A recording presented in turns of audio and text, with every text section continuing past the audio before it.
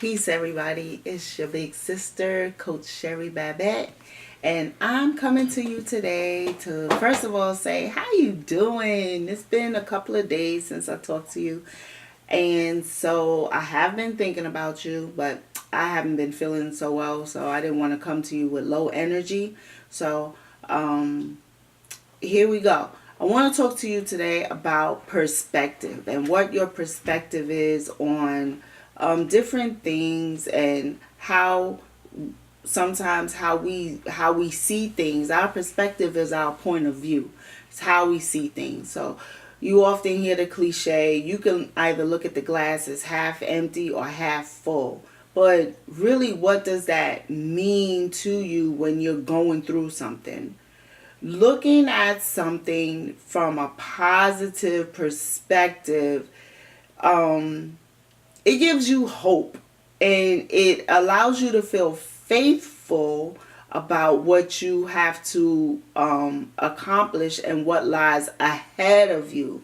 So a lot of times our perspective is negative because we're thinking about the work that we have to do in front of us. So if we get homework from school, we're like, oh man, I got all this work to do. And we think of it as it's taking time away from doing things that we really want to do. But if we change our perspective and we go, yes, I get to practice something I learned. Awesome. I get to make my brain better. I get to be smarter. And we're not really taught to embrace education in a way that it can really be beneficial to us.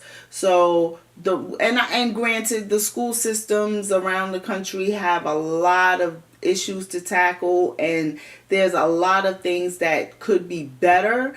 But I say, while we're there, while we know we have to go to school, why not just make the best of it? Why not just say, you know what, this is something I don't know, and it would help me if I didn't know it. Then let me look at this in a positive light. So, for example, math, right? I hear so many students saying, when am I going to use this? And I'm not talking about everyday adding and subtracting, multiplying and division, which some feel like that about those skills too. But the higher mathematics, the algebras and the geometry and the trig and those types of those levels of math, and on up into calculus even. Our children can learn that stuff. We can learn that. You can learn that stuff. And you don't have to be 18 or 19 in college. You can learn higher mathematics at 12 years old, at 13 years old. Just think about all the things you waste your time doing. You watch videos 9,000 times over. I'm talking about the hip hop videos and the music videos that are just objectifying women and glamorizing drug abuse and aggressive behavior. Those images don't need to be perpetuated in your mind. What needs to be perpetuated or continued in your mind and in your referential point of view, right? How you're going to see things, how you're going to refer to things, is knowledge, concrete knowledge, mathematical knowledge, scientific knowledge. Now, scientific information can change over time, but still there's certain constants in science. Generally we need our eyes to see. Generally, the way our eyes work, we may learn more about it, but it's not really going to change unless our visual health is getting worse, right? But can we improve it? Yes, we can improve it. Well, do we always have to depend on other people to teach us about ourselves? No, we can open up a book and read it, right? So when we say we're bored, I'm bored, that's a perspective of you having time and you're perceiving that you don't have any anything fun to do in that span of time. But what if you changed your perspective on what actually is fun? What if you started telling yourself, oh my gosh, I have so much fun when I learn. Yes, I get to learn today. Woo! How different would our communities be? How different would our lives be? And if we adapted or adopted this mindset, we could actually change our own future. Now, can it be an instant change overnight?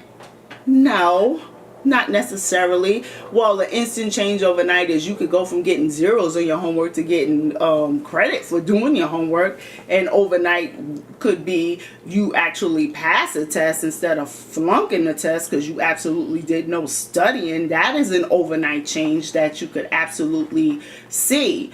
But when you educate yourself and you become proficient in those skills that you generally say, oh, that's hard, or that's for them nerds, or I can't do that. Sis, little brother, you don't understand who you are. You don't understand that you are mathematics, you are science, you are the walking embodiment of mathematics and science. So you should absolutely embrace it. Absolutely take the time to learn it. And if you don't feel strong in those skills, then backtrack. Okay?